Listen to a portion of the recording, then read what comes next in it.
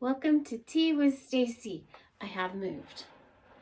The lighting is starting to be a problem out in the front room because of the way the sun is moving. So I'm moving the tea around a few places, and it's still just a little too cold to be outside in some tea places, which I'm going to try to do some this summer because I feel like it would be really fun to take you out into the garden, be among the plants that we grow for all the natural goodness that I make. And today, what kind of tea am I drinking? Okay, it smells really good, guys. Okay, it is from the New Mexico Tea Company. Again, I'll try to remember to put that in the comments below. And it is called Royal Bengal Tiger. And in it is black tea, mango, papaya, and ginger pieces, lime leaves, and natural flavors. And it smells lovely. So let's see how it looks. I am not one of these big tea steepers. I like light tea. So I don't let it steep like forever. Okay. It smells really sweet, fruity, a little bit spices. Let's see how it smells. Smells good. How it tastes? It tastes spicy, not like, hot chili spicy, but like woodsy, maybe like a fall. This would be a great fall tea. It'd be lovely. All right, let's get started. So what are we talking about today? I forgot already. Actually, no, I got ready. I'm teasing with you. Got all my books over here. So we were going to talk today about lavender. Lavender is an easy one. Lavender is really well known. Most people really love it, and there are very few folks who have a problem with lavender. And I love how this is described in this book. This is the 20,000 Secrets of Tea book. And in it, it talks about lavender from the Latin lavare, which means to wash. And that means body, mind, and spirit. Lavender caresses your skin while it disinfects. It calms your nerves, settles your digestion, brings harmony while you soak. It soothes bruises, reduces puffiness, and leaves your skin scented like a piney breeze. The Romans used it in their baths to feel rejuvenated. And so really it's used mostly for anxiety and tension, according to all the books. And you know how we always feel when we have lavender on or smell lavender. For most of us, it calms us. I do know a few people who it actually acts the opposite way. You know, we're all unique and we all have unique reactions to things, but for the most part, people feel much calmer around lavender. I know I do. Okay, so this is The Way of Herbs, this book, and it's got a lot of information. This one's one of those really detailed books, so I'll try to do something kind of simple. Thankfully, lavender is simple. So again, the parts used are the flowers. In this one, it talks about that. It says it's aromatic, antispasmodic, antidepressant. And it's extensively used in perfumery. Spike lavender, which contains higher amounts of camphor and cineole. It's used as an insect and moth repellent. Now, that's really an interesting thing. So I can't find the book, but I had this really old book. You know, I've moved so many times, lived in a camper for a while. I've had a lot of puppies that tend to chew on books, so I think I've lost this book. But it told about how in Italy, the women would wrap up dried or just plain lavender. They just make a bunch, put it on all their windowsills, and it would keep scorpions out of the house. So that's a really cool trick for lavender. And then see, this one is Earthwise Herbal. And again, this is that one that I only have one volume of. And in here, this one has a really good, interesting description here. Lavender is a perennial mint native to dry, chalky mountains in the western half of the Mediterranean. Generally, mints are relaxant to the nervous system, and lavender follows that guideline. Because of their high volatile oil content, many mints are warming and stimulating, but lavender is a cooling stimulant.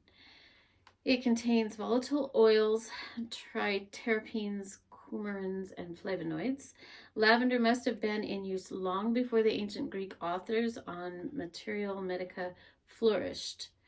And the Arabic physicians give it prominence, and its virtues have been appreciated to the present. So it is a cooling relaxant, so it's suited to spasmodic intensive conditions involving the nerves, muscles, and neurovascular system.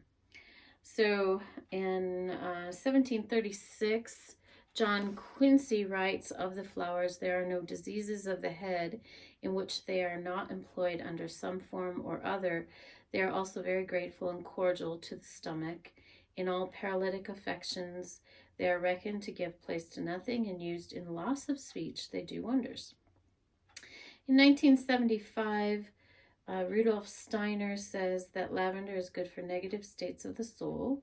So that's, very interesting, and it goes on with a bunch of other herbalists that pretty much just say the same thing. I know that it does help my son who has chemo-induced neuropathy. The lavender actually does help him for that. Makes him feel better. And then, you know what, there's so much on this, isn't it? They're basically, I like to show you from several different books because it's basically the same thing. And that shows, when they're the same information, then it's more trustworthy, if you ask me. So this one is just about the different species. So there's French lavender, English, Italian, and Spanish. Their climate zones are 5 to 8. They like full sun. They like to actually grow in kind of rocky spaces so that they have really good drainage. And I have to add to that, growing lavender here where I live, they do suffer in the high heat. So I actually have to find them a little bit of shade for them to survive in my particular area. I've seen in other areas in this part of the state that some have their lavenders out in full sun and they've done really well, but it might mean that they had some shade at the beginning of their life, and then as they've gotten older and stronger, they're fine in the sun. When I lived out in the East Mountains, I grew,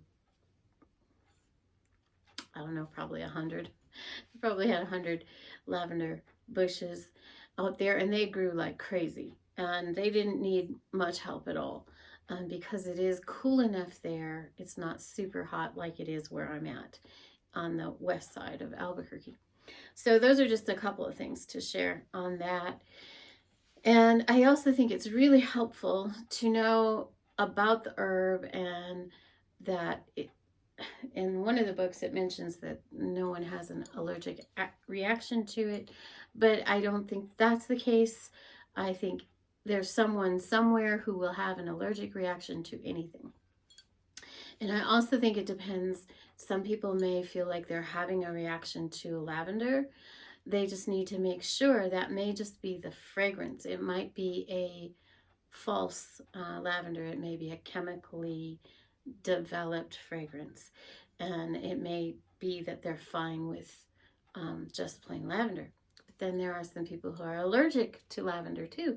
So it's just all about a balance of finding what's right for your skin type, for what you breathe, for how you feel. And lavender is one of those that works really well for a lot of people, for a majority of people. And I, of course, I'm obsessed with it. I have been. I can't remember when I started being obsessed with it. It's been so long. Um, I just, I dream of going to France and seeing the fields of lavender there. I have enjoyed visiting places here, like there's a lavender farm near Chama, New Mexico, and I've gone there. Actually, it's right near Abiquiu, sorry, which is it's that direction. It's north. Abiquiu is where Georgia O'Keeffe painted and lived and fell in love with the place. And I have to agree with her. She said she was afraid to kind of tell people about it because then too many people will want to come live here. I have to agree with her on that. She is one of my favorite artists, of course. You know, like any artist out there, I'm sure we all love what Georgia O'Keeffe did. So anyway, my point is I make this stuff with the lavender, but I also like to try to vary it with other things so that when people have a issue with one thing, they can get something else from me. So I love that variety, and I find that there's lots of herbs that do lots of things. And next week, I think we might talk about lemon balm because that's one of my favorites as well, and I grow so much of it. And I'm hoping next week it will be warm enough and we can go outside and I can, you know, the gardens are still pretty rough. They're not like in full bloom. They're coming back to life, and I'm doing a bunch of projects and still cleaning up. But I have a couple places that are in pretty nice shape, and hopefully I can take you out there for quite a bit through the summer, and we can visit about other herbs. And I think next week maybe we'll talk more about lemon balm and who knows what else. I am making a few new things in the lotion balm area. I'm very excited. I'm working on some eucalyptus and rosemary, which I've made before, but I'm making it available. It's a slow process, to be honest. You know, I just keep adding to the shop the stuff that I've done all along, but haven't make it available to the public yet.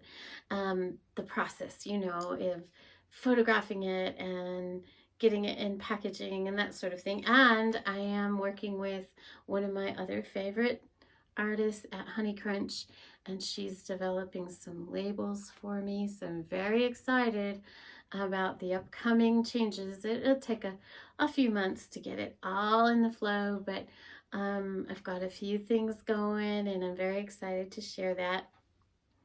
And we'll keep talking about those things on our teas. And I really suggest this one. Well, really, I suggest all of them, but this one is very warming. I think it's got a little hint to it. I think really it would be fabulous as a fall tea. So we will save that for this fall. And have a beautiful day out there, guys. Be gentle with yourself. There's only one you.